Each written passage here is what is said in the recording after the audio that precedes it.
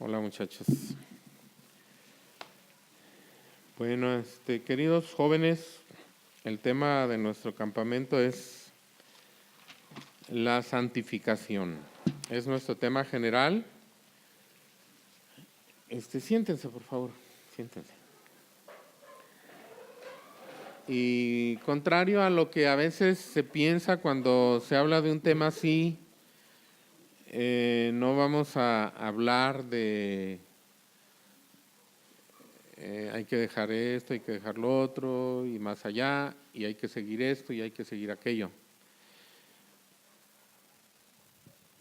Vamos a tratar de entender, por medio de la Escritura, que la santificación es una obra de Dios, es una obra del Espíritu Santo. Es un don de gracia. Nosotros empezamos nuestra vida cristiana completamente recibiendo de parte de Dios por medio de la fe. Eso siempre estará presente. Recibimos nueva vida, recibimos la seguridad de la salvación, recibimos el perdón de los pecados. Y la palabra de Dios nos dice que de la manera que nosotros recibimos al Señor, también debemos andar en Él. Y esto lo recibimos por la fe. Entonces, este es nuestro tema general. Vamos a ver algunos principios generales sobre los que se basa la santificación. Es un camino que Dios ha marcado. No se puede inventar, no se puede llegar a ese logro, digamos, por una vía que a cualquiera de nosotros se nos ocurra o por la cual tengamos preferencia. Es decir, algunos pueden decir, pues yo por la oración, yo por la alabanza, yo por el servicio, yo por la lectura de la palabra, yo por el estudio, yo por el evangelismo, yo por la dedicación, yo por la fuerza de voluntad. No, muchachos. Hay un camino que Dios estableció. Jesús dijo, yo soy el camino, la verdad y la vida, y nadie viene al Padre sino por mí. Y fíjense que no estaba hablando con los perdidos, estaba hablando en el círculo íntimo de sus discípulos la noche que Él fue entregado. Y esto es lo que Jesús dijo. Yo voy al Padre y a donde yo voy ustedes no pueden venir. Después podrán ir. Y entonces le preguntó Felipe, ¿cómo, Señor? ¿Cómo podremos saber el camino? Muéstranos al Padre y nos basta. Así bien facilito se lo puso Felipe. y bien facilito se lo contestó Jesús también. Dice Felipe, ¿hace cuánto tiempo que estoy contigo, con ustedes? Y no me has conocido. El que me ha visto a mí, ha visto al Padre. ¿Se dan cuenta? Que estaba hablando con sus apóstoles. Y entonces, a veces usamos mucho ese versículo, y es cierto también. Jesús es la única puerta para entrar a la salvación, para ir al Padre, de una condición perdida a una condición de ser hijos de Dios. Pero esas palabras Jesús se las dijo a sus discípulos. Y vamos a ver entonces algunos principios. Algunos de los grandes principios que están en la palabra de Dios, y vamos a estar centrados un poquito o concentrados en algunos capítulos de la epístola a los Romanos. Principalmente el capítulo 5, pero no aislado, sino como conclusión de toda la primera parte de Romanos. El capítulo 6, que habla de precisamente un proceso de transformación que nosotros como cristianos tenemos que pasar. Porque ahí cuando va a llegar a ese punto, la argumentación de Pablo dice que Dios es el que justifica, al que declara justo, y dice, Él declara justo al impío que cree. Es decir, una persona para ser salva no necesita transformarse primero, sino en su condición perdida, creer en Jesucristo como el Salvador, y así en esa condición Dios lo declara justo. Y entonces, pero si es así, viene la pregunta, bueno, entonces vamos a seguir en el pecado para que esa justificación que vino por gracia abunde, y ahí hay una respuesta que dice, no, de ninguna manera. Y empieza a tratar Pablo a cambiar un principio o a hablar de otro principio. El principio que nos lleva a la seguridad de la salvación es el principio de la sustitución. Es decir, cuando Cristo tomó nuestro lugar. Pero a partir de ahí Pablo empieza a hablar de otro gran principio, y es estas dos cosas nosotros vamos a estar viendo, y es el principio de la identificación. Nosotros, Cristo se identificó con nosotros, nosotros nos identificamos con Cristo. Y a partir de estos dos principios hay realidades, hechos, y son hechos de Dios, cosas que Dios hizo en Cristo y que son verdades, y que en un principio son verdades que no son verdades experimentales, que no debemos experimentarlas para creerlas, sino al contrario, debemos creerlas para que se vuelva una realidad en nuestra vida. Y entonces vamos a ver estos temas. Decía yo hace un momento, Dios salva a los impíos. Cristo vino a los enfermos. Cristo no vino a buscar ovejas que están en el redil, porque esas ya son de Él. Vino a buscar los que están afuera, los enfermos, las ovejas perdidas. Es decir, los impíos, los pecadores, los que estábamos separados de Él y en actitud aún de rebeldía abierta contra Él. Porque el hombre en su pecado tiene enemistad con Dios. Y cuando estábamos así en esa condición de enemigos, y éramos enemigos en nuestra mente, como decía ahorita Sandy, esas personas que estudian, que nosotros estudiamos también, ¿verdad? Pero una vez que nosotros creemos en Dios, como que todo el panorama cambia. Pero la persona que tiene estudios y que no cree en Dios, lo poquito que sabe, lo toma como un argumento para decir que Dios no existe. Y el hombre busca lo que tiene frente a sus ojos. Para él son tinieblas, no puede encontrar el origen de las cosas y siempre termina en puras incógnitas. Pero Dios es el Dios que revela lo oculto de las tinieblas. Y Él tan fácil que dice las cosas ocultas, las cosas que son para nuestra gloria, dice ahí en 1 Corintios capítulo 2, Él nos las da a conocer, así de una manera tan sencilla. Entonces Dios salva a los pecadores, Dios salva a los impíos, pero Él no quiere que los impíos salvos, o que Dios salva, sigan siendo impíos. Esa es una gran realidad. Entonces, no necesitamos mejorarnos para ser salvos. Dios nos salva, Dios nos declara justos, y una persona que Dios declara justa por haber creído en Jesucristo como Salvador, Dios hace una declaratoria en un tribunal supremo, el tribunal supremo del universo. No hay ningún tribunal por encima de ese tribunal.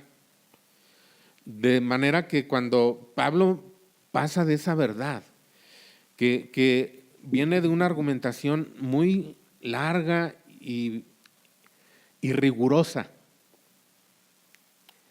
en los primeros capítulos de Romanos, empezando el capítulo 5, lanza una conclusión así muy contundente y dice, justificados, esta palabra justificados quiere decir que Dios nos declara justos.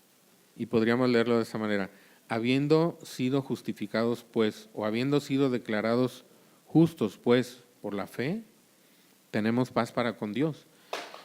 Y él pasa los capítulos, pasa el capítulo 5, pasa el capítulo 6, pasa el capítulo 7 y muchos, como si dijéramos, cruza muchos territorios. Unos que parecen maravillosamente verdes, como un panorama muy agradable, que nos da seguridad. Pasa por algo que es que nosotros estuvimos con Cristo en la cruz y morimos con Él.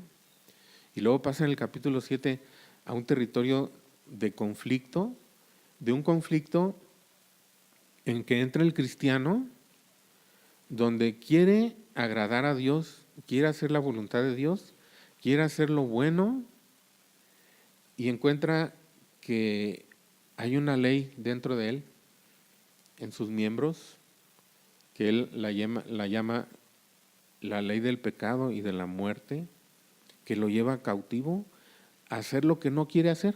Y es un panorama tétrico que termina en una conclusión que es una revelación de la carne. Es decir, nosotros todos conocemos lo que es la carne, nuestra naturaleza pecaminosa, pero no la conocemos bien.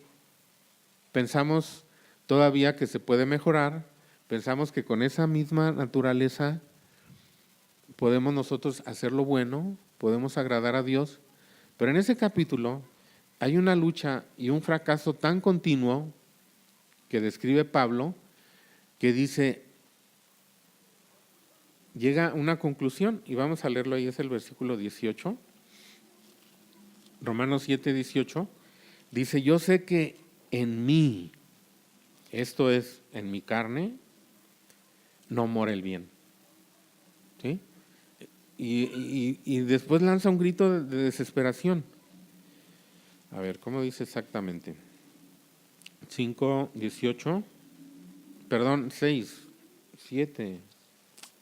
Les dije 7 al principio, ¿verdad? 7, 18. Y yo sé que en mí, esto es, en mi carne, no mora el bien, porque el querer, el bien está en mí. Sí tenemos un deseo de agradar a Dios. Y podemos inclusive pasar por periodos de resoluciones, por periodos de arrepentimiento ante intentos fracasados por hacer lo bueno, y decimos, basta con que yo me rededique a Dios, con que tome una determinación más firme, porque hace unos meses tomé una determinación firme, como cantábamos ahorita, no te quiero fallar jamás.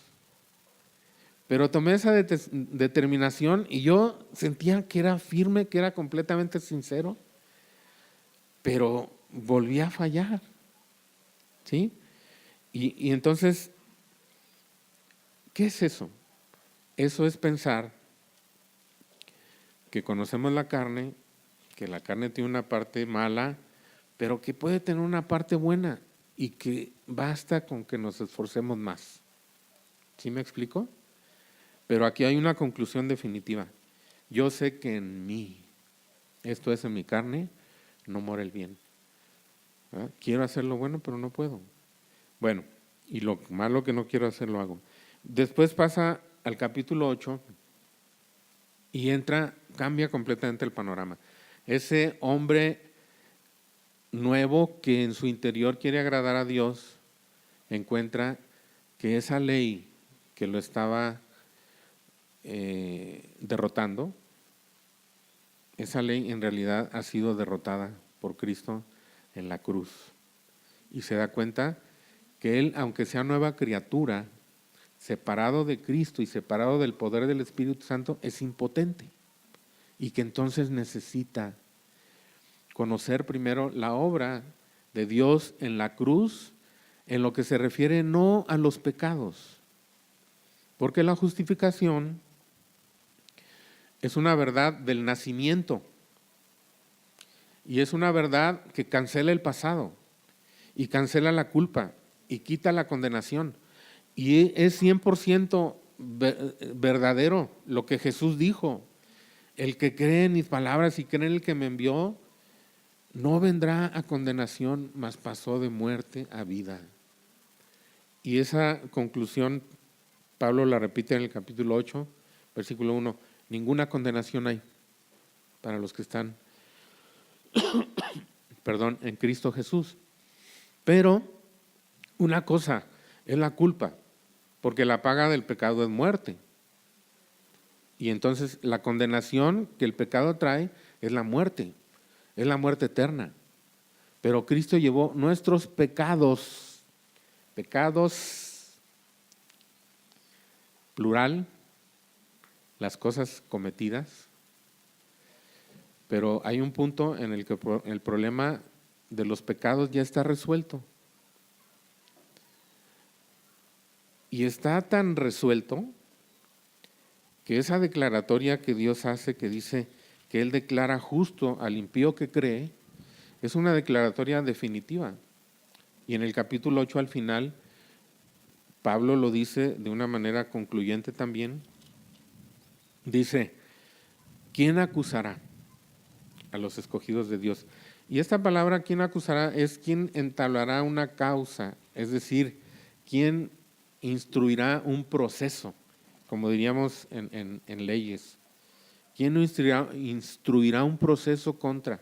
Es decir, ¿quién llevará a una persona que Dios ha declarado justo a un tribunal, a un juzgado, donde lo sentará en el banquillo de los acusados y lanzará contra él una acusación sustentada y presentará evidencias de manera que esa persona que Dios declaró justa esté sentada ahí como acusado y se presenten evidencias en su contra?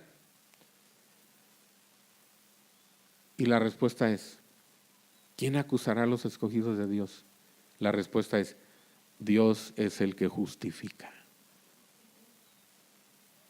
Es decir, es el Tribunal Supremo, la Suprema Corte de Justicia, digámoslo, por decirlo de alguna manera, ¿verdad? ¿Quién? La respuesta es: nadie. ¿Quién es el que condenará? Cristo es el que llevó la condenación. Por eso dice: Cristo es el que murió. Y entonces, cuando dice Cristo es el que murió, en realidad contesta la pregunta: ¿quién es el que condenará? Cristo es el que murió. Y la pregunta está contestada, digamos, sintéticamente, pero se amplifica de manera, digamos, lógica, de acuerdo al contexto. El que murió llevando la condenación, ¿podrá condenar? El que, aparte de que fue el que murió, ha sido establecido por Dios como juez de los vivos y de los muertos, pero es el que llevó nuestra condenación. ¿Él nos condenará? La respuesta es no. Es más, Él no está condenándonos, Él nos está defendiendo, ¿verdad? Cristo es el que murió, más aún el que también resucitó, el que también intercede por nosotros. Entonces, esto muchachos, es un punto que se empieza como una conclusión primera, después de una argumentación en el capítulo 5:1, pero que en el capítulo 8 nos dice que esa es un dictamen permanente. Una persona que ha nacido de nuevo no puede desnacer. Bueno, pero todo eso corresponde a una obra de Cristo, un aspecto de su obra, que es que Él fue nuestro sustituto. Y ahí hay algo que pues vamos a usar la palabra teología, porque son los que han inventado este o elaborado, digamos, este término, la imputación.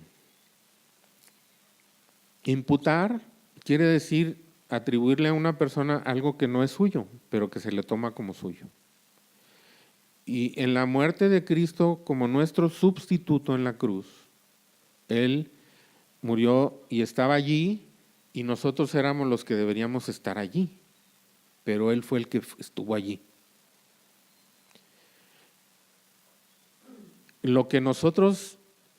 Todo lo que nosotros habíamos hecho,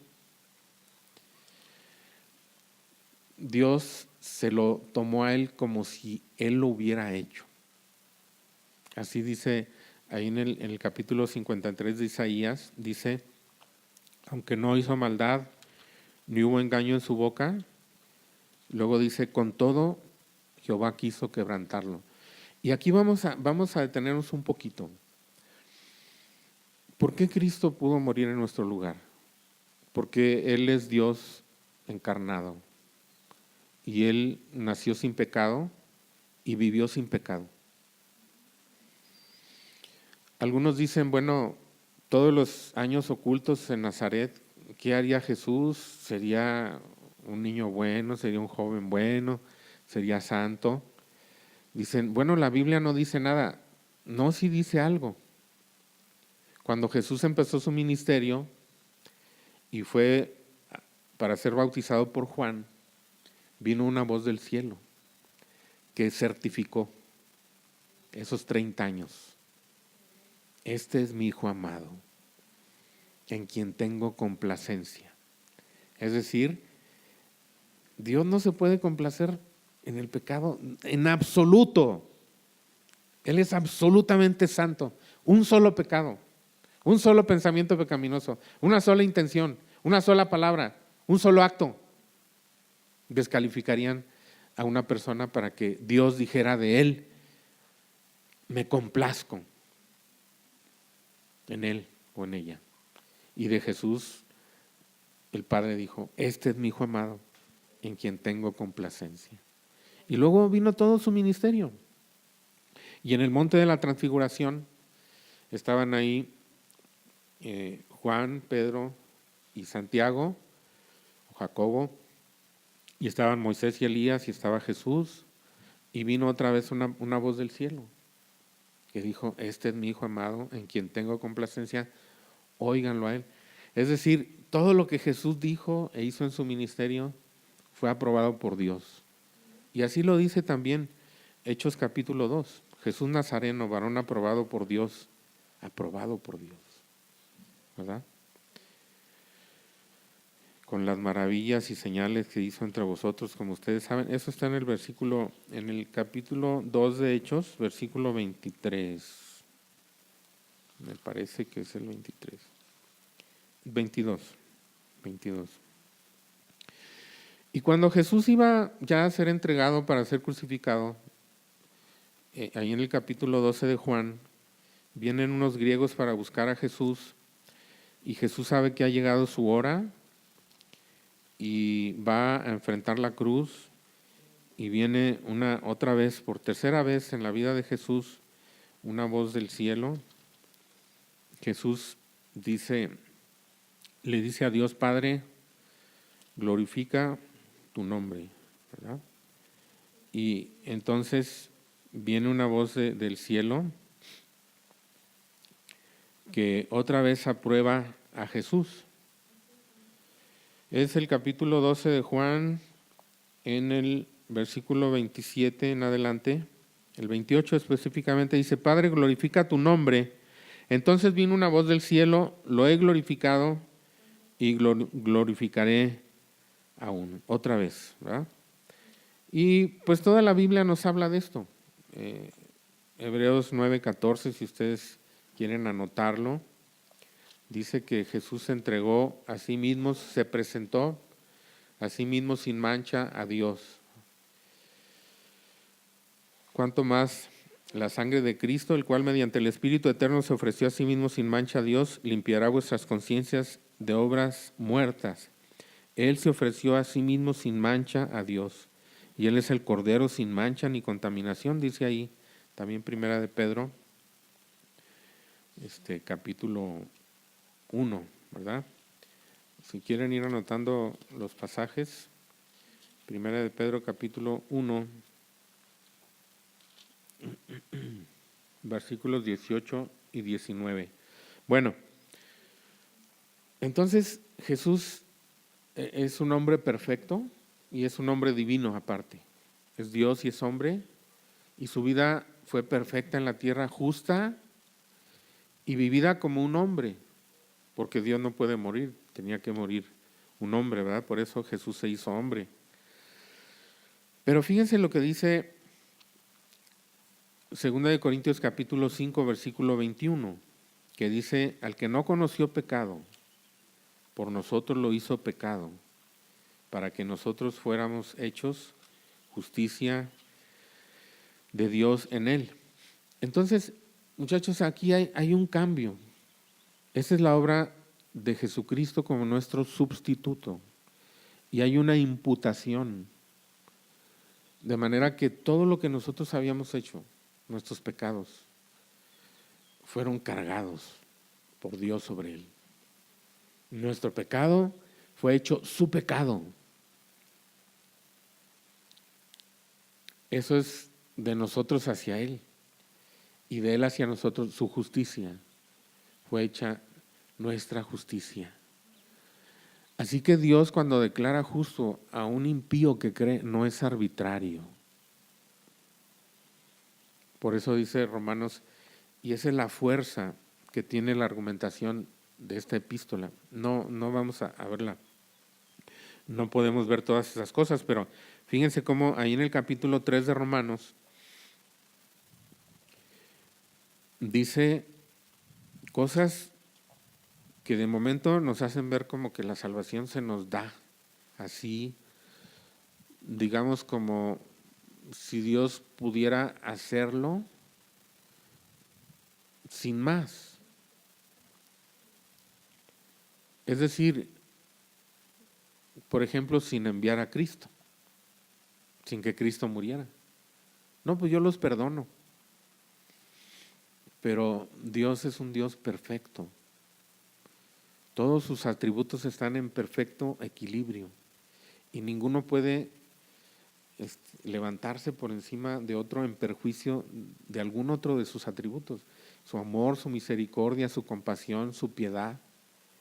No pueden decir, yo los perdono, porque Él es Dios justo y es Dios santo.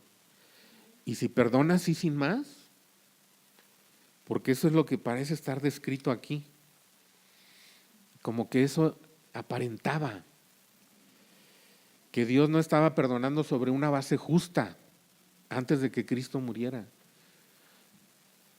Y no es que fuera así, lo que pasa es que Dios dice aquí, Él esperaba y Él perdonaba con la esperanza del sacrificio que Él sabía que vendría inevitablemente porque Él así lo había determinado. Y Dios hace siempre lo que Él se propone, siempre lo hace. Él es el que hace todas las cosas según el designio de su voluntad. Y Él se había propuesto que Jesús viniera y muriera por nosotros en la cruz. Y entonces por eso dice en el capítulo 3 de Romanos 25. Bueno, quiero leer un poquito antes primero. Siendo justificados gratuitamente por su gracia. Gratis, viniendo de una disposición generosa de Dios y gratis, pero no gratis. Para nosotros sí, pero no para Él. Dice, mediante la redención, que es en Cristo Jesús, es decir, mediante el derramamiento de sangre. Y entonces dice, a quien Dios puso o propuso o puso al frente, o lo puso como muestra, al frente, lo exhibió públicamente, quiere decir. A quien Dios exhibió públicamente como propiciación por medio de la fe en su sangre.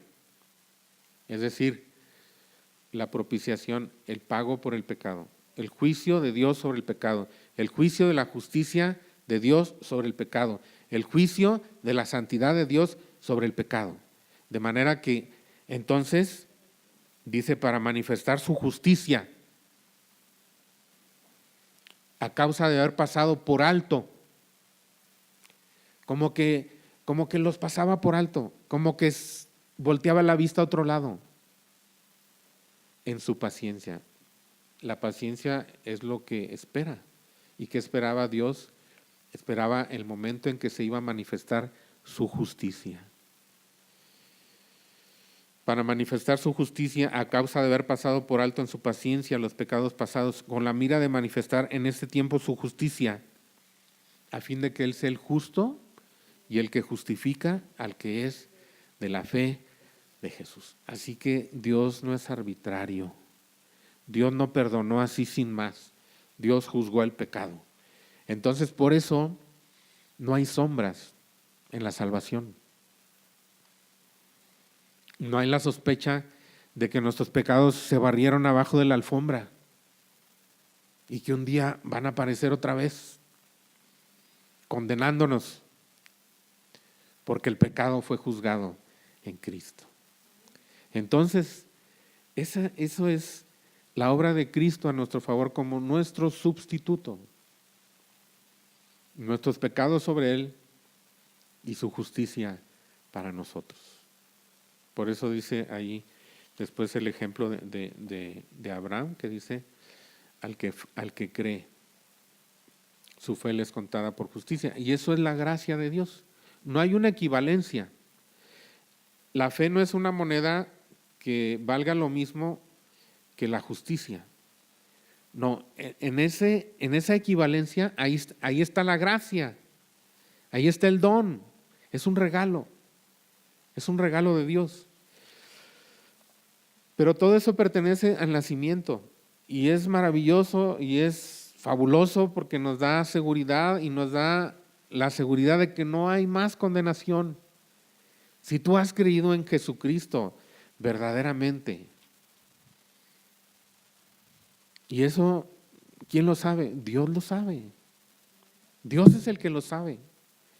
Porque también está ese aspecto que a veces nosotros presentamos, ¿verdad? A veces nosotros como creyentes de muy buena voluntad nos equivocamos y le decimos a las personas, repite conmigo esta oración, ¿verdad? Y la repite y decimos, ya desde ese momento tú eres salvo. El apóstol Pablo, hablándole a Timoteo, dice que el fundamento de Dios está firme. Eso está en la segunda carta a Timoteo. Y tiene un sello. Y es un sello como todos los sellos, ¿verdad? Es como una moneda. O sea, nosotros tomamos una moneda y tiene una cara y tiene otra. Y ese sello tiene esas dos caras. Y una la ve Dios. Dice, el fundamento de Dios está firme, teniendo este sello. Conoce el Señor a los que son suyos. Entonces, nosotros a veces, gracias, tenemos esa cuestión, ¿verdad?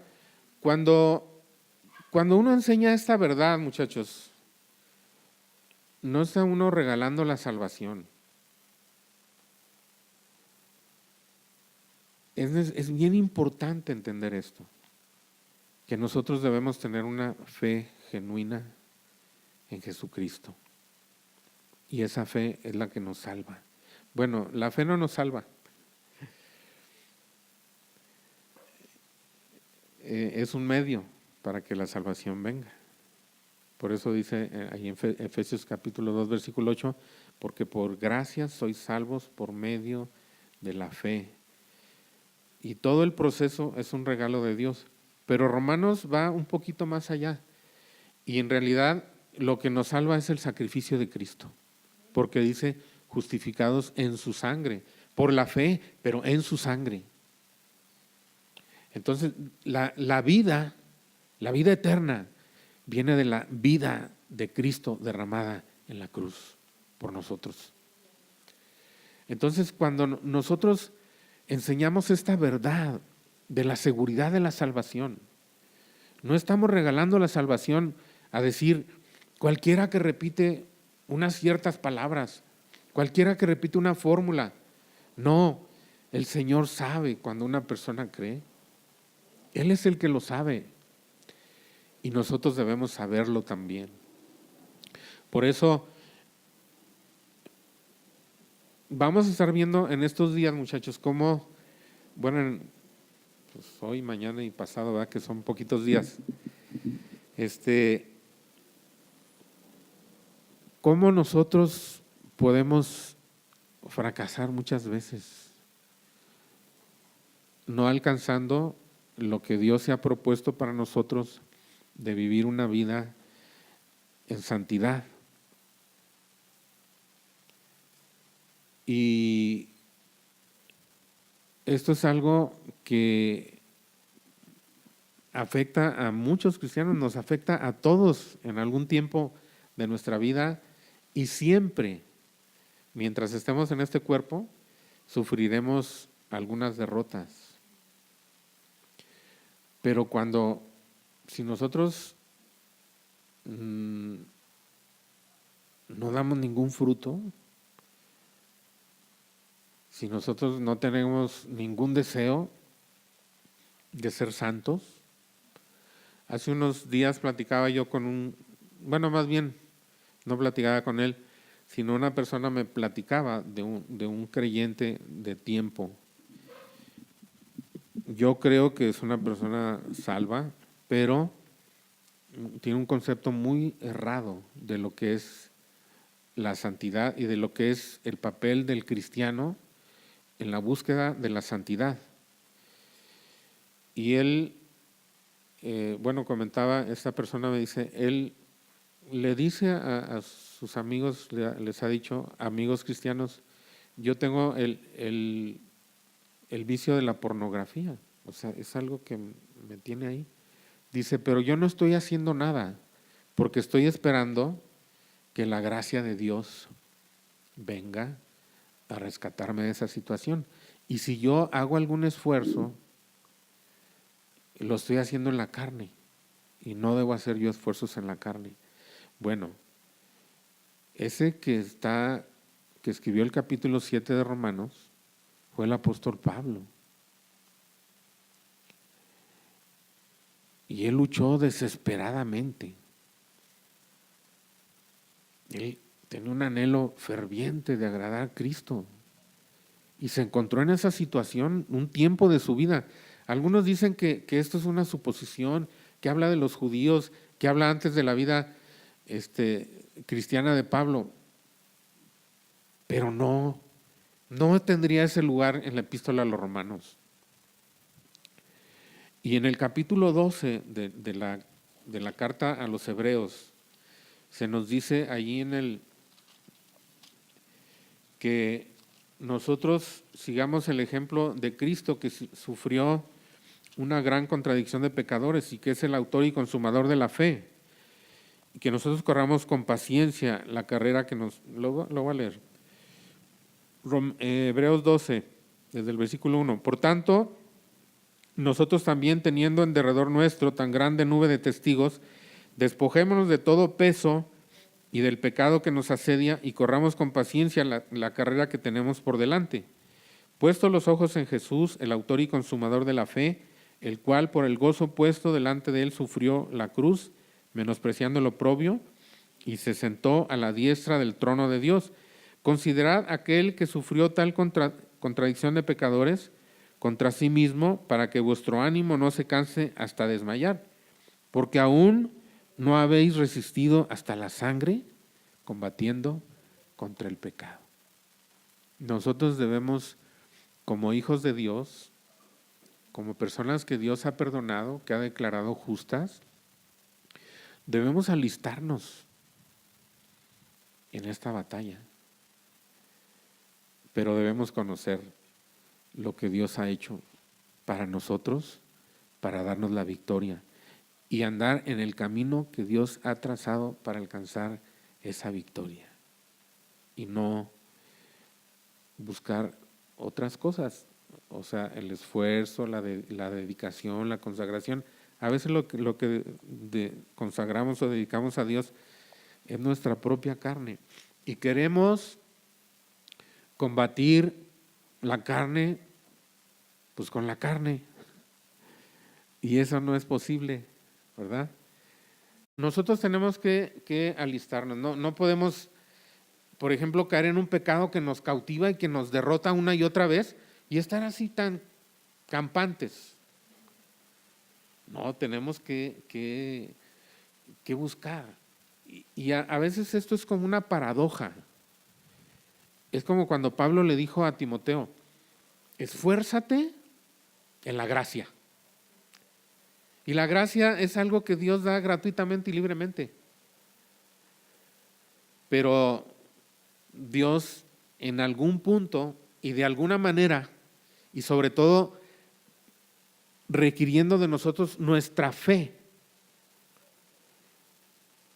entramos en cooperación con Dios. Entramos a participar en lo que Dios quiere para nosotros y que Él nos da, pero que nosotros debemos tomar por la fe. Ahora, ¿en qué se basa la fe? La fe se basa en los hechos de Dios y en la palabra de Dios, porque en la palabra de Dios tiene ese poder creativo, ¿verdad? Dios en el principio hizo todas las cosas con el poder de su palabra. Y cuando Dios dice alguna cosa en su palabra, nosotros debemos tomarlo como una realidad, como un hecho, y lo debemos creer. Lo debemos creer. Entonces Dios ha preparado un camino, ¿verdad? Para que nosotros vivamos en santidad. Y es un camino que se basa en hechos consumados de Dios. ¿En qué se basa nuestra justificación? Nuestro nuevo nacimiento, el principio de nuestra vida cristiana, la seguridad que tenemos de estar un día en la presencia de Dios, se basa en una obra terminada de Dios en la cruz, en Cristo. Es decir, Él murió en nuestro lugar, fue nuestro sustituto, ¿verdad? Nosotros en un momento dado no podemos entender todo eso completamente o no podemos experimentar que estamos justificados o podemos experimentar que estamos justificados. Esa es una declaratoria de Dios. Tenemos que creerlo, lo creemos. Tenemos la seguridad de que si creemos en Cristo, a los ojos de Dios somos justos. No me estoy refiriendo al carácter, ¿verdad? Porque cuando Dios declara justo a una persona, no está considerando su carácter, el carácter de esa persona. Solamente está considerando su fe y que la justicia de Dios de Cristo, se le da como un don. ¿Sí? Bueno, hay hechos de la palabra de Dios que nos dicen, ¿verdad? Que no estamos dejados a nuestras expensas. Es decir, Dios nos declaró justos, nos hizo sus hijos, y decir, hijo mío, hija mía, hasta aquí te ayudé, ya te perdoné, ya te di la salvación, tienes la vida eterna, pero de aquí en adelante a ver cómo le haces tú para vivir la vida cristiana. No, hay una base en la obra de Cristo y es una obra consumada también perfecta, que es la base sobre la cual nosotros podemos caminar este camino de la transformación, de que nosotros, siendo justos delante de Dios, a los ojos de Dios, como un don que Él nos da, como una posición que Él nos da, eso tiene que finalmente reflejarse en nuestro carácter. Y nosotros tenemos que llegar a vivir una vida justa, una vida íntegra, una vida de santidad. Es decir, hay un para después de un por.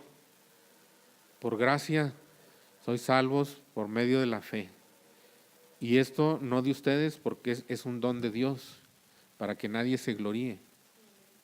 ¿Verdad? Es un don completamente, todo el proceso. Para haber creído nosotros en Cristo, el Espíritu Santo trabajó primero en nosotros. Nos fue sensibilizando, nos fue convenciendo de que necesitábamos un Salvador. Y ese Espíritu fue dándonos una fuerza, un poder para creer. Todo el proceso es un regalo.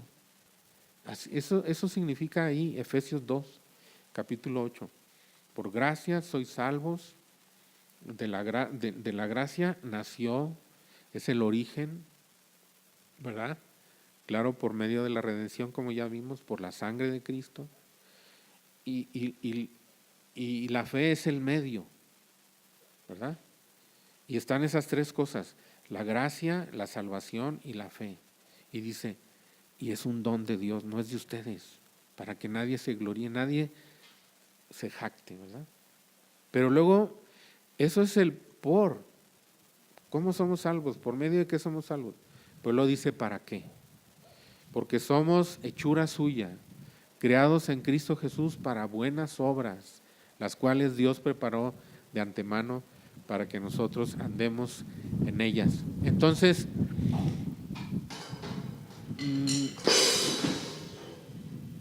es bien importante para Dios. Es bien importante para Dios, no es una cuestión secundaria.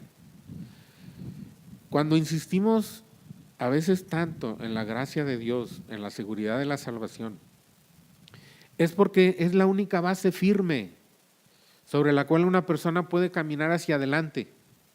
Porque si nosotros siempre regresamos al punto de origen y decimos, ¿y si seré salvo? ¿Y si estaré justificado?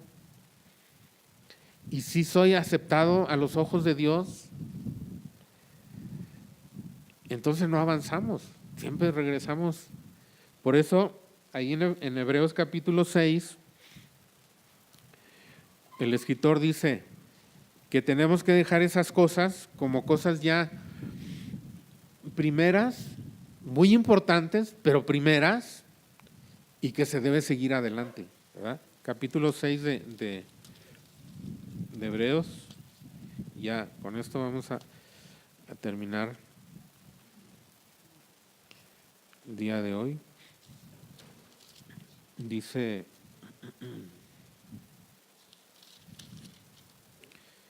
hace un poquito de frío, ¿verdad?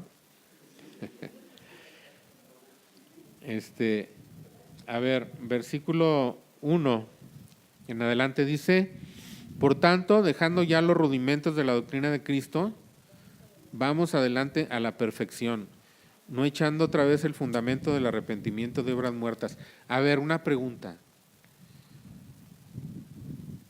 Cuando se hace un edificio, ¿son importantes los cimientos? Sí, ¿verdad? Si no hay cimientos, ¿qué pasa? Todo se cae. Pero una vez que se ponen los cimientos, ¿se vuelven a poner otros cimientos encima de los cimientos? ¿Y luego otros? ¿Y luego otros? No, ¿verdad? O sea, se ponen los cimientos una vez y de ahí se construye para arriba. Por eso aquí dice, vamos adelante. Pero entonces, por eso insistimos tanto, y ustedes muchachos lo han visto mucho en todas las reuniones de todos los sábados que tenemos desde no sé cuándo, ¿verdad? Siempre insistimos mucho sobre este tema. Y la seguridad de nuestra salvación es la única base firme sobre la cual nosotros podemos seguir adelante, ¿verdad? Entonces, pero hay que seguir adelante. No se puede uno conformar con decir, ya soy salvo. Es más, miren, podemos afirmarlo de esta manera. O podemos hacer algunas afirmaciones que nos deben dar un poquito de luz, o yo creo que mucha luz. Cuando una persona dice, yo ya soy salvo, la salvación que Dios me dio es segura, la salvación que Dios me dio es eterna, entonces yo voy a vivir como yo quiera. Esa persona debe cuestionarse. Yo no digo, porque eso yo no lo puedo decir. El Señor conoce a los que son suyos. Yo no lo puedo afirmar de nadie y nadie lo puede afirmar. Pero esa persona tiene que poner en serio cuestionamiento si realmente es salvo o no. Y debe revisar su vida. Porque esa mentalidad, esa forma de pensar, es la forma de pensar de una persona no regenerada. Cuando nosotros hemos sido salvos y pecamos, nos duele. Y vamos al Señor, ¿verdad? Y como dice un dicho, ¿verdad? Comparando un animal que está acostumbrado a andar en el lodo, como un marrano, ¿verdad? Un puerco, un cerdo, está muy a gusto ahí. Dicen, pero una oveja cuando pasa por el lodazal y se embarra, va abalando y se va sacudiendo y se va sacudiendo, ¿verdad? Nosotros así, eso podemos tomarlo como una buena evidencia de que hemos iniciado nuestra vida cristiana. Pero tenemos que salir de un círculo en el que a veces estamos, ¿verdad? Tenemos un recurso cuando pecamos, y es la confesión, es lo que debemos hacer de inmediato. Pero no podemos vivir en ese círculo siempre. Es decir, pecamos, y así dice el apóstol, ¿verdad? Hijitos, estas cosas les escribo para que no pequen. Pero si alguno peca, si alguno hubiera pecado, abogado tenemos con el Padre. Y si confesamos nuestros pecados, Él es fiel y justo para perdonarnos. Pero ese proceso de pecar, confesar, ser perdonado y otra vez volver a pecar, es un círculo vicioso. ¿No sería mejor, no es un mejor método que nosotros permitamos, por medio de la fe, por medio de nuestra sumisión al plan de Dios que tiene preparado para nuestra vida, que el Espíritu Santo entre antes en ese proceso? Porque cuando pecamos el daño ya está hecho, ¿verdad? Pero hay una forma, hay un camino en el que nosotros podemos resistir la tentación y hay muchos recursos. Miren, Jesucristo está a la diestra de Dios, resucitó, intercede cada día por nosotros. Pero su intercesión tiene dos direcciones siempre. Una es cuando pecamos y Él aboga delante de Dios, no hace nada más, no paga nuestros pecados, Él ya los pagó todos. Por eso ahí en Hebreos en el capítulo 12, lo que sigue después de lo que leímos, que no hemos resistido hasta la sangre combatiendo contra el pecado, lo que sigue es lo que habla de la disciplina de Dios. Y cuando Dios nos tiene que juzgar, nos tiene que castigar, porque nosotros no nos juzgamos a nosotros mismos, ¿verdad? Y ahí está, Él no hace nada más, no hace ninguna obra para llevar el pecado, porque ya lo llevó todo. Pero Jesús también está como un sumo sacerdote, que fue tentado en todo según nuestra semejanza, que participó de carne y de sangre con nosotros, que entiende la tentación y que puede compadecerse de nuestras debilidades. Nuestras debilidades. Una cosa es una debilidad, una flaqueza, es una tendencia a ciertos pecados, pero Él está presto también para socorrernos antes. O sea, Él socorre a los que son tentados. ¿verdad? Y después interviene en el perdón de los que pecaron o pecamos. Pero cuánto mejor sería que nosotros fuéramos entendiendo lo que Dios quiere para nuestra vida, lo que ha provisto para nuestra victoria, y que el Espíritu Santo pueda entrar antes, ¿verdad? Y que nosotros crezcamos con mayor constancia, con mayor firmeza. Esto lleva tiempo y nosotros nunca debemos desesperarnos, nunca, muchachos. Por más que fallen, nunca lleguen al punto en que digan, ya no voy a seguir, ya no puedo seguir. Dios no se ha desesperado. Dios no se ha desesperado con nosotros. Él trabaja desde la eternidad y para la eternidad. Y va a ocupar tiempo con nosotros. Y el hecho de que nosotros lleguemos a ser cristianos maduros lleva tiempo. Esas verdades de la sustitución, Cristo en lugar de nosotros, son las verdades del nacimiento, pero tenemos que llegar a las verdades del crecimiento.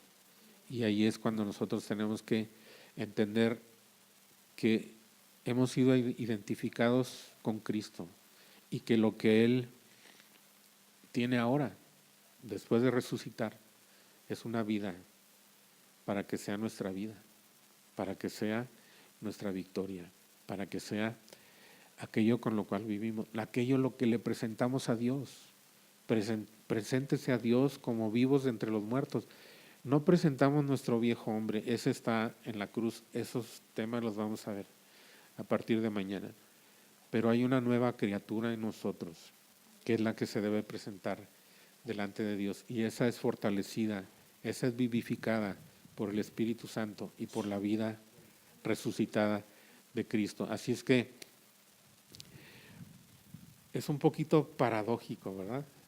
Un llamado a dejar esos círculos viciosos de derrota y caminar hacia adelante, pero al mismo tiempo decir, vamos a fracasar algunas veces, ¿verdad? Pero no debemos desesperar. Dios tiene camino para cada uno de nosotros. Dios no tiene hijos de segunda. Dios no quiere que unos sean como el apóstol Pablo y que otros estemos empantanados en el pecado. Dios quiere la victoria para cada uno de nosotros. Pónganse de pie. Vamos a orar al Señor.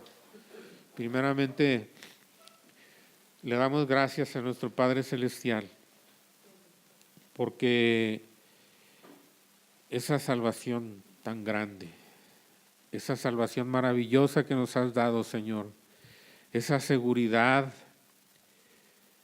de que nuestra vida está escondida con Cristo en Dios, que estamos seguros eternamente, que hemos pasado de muerte a vida y que no vendremos más a condenación.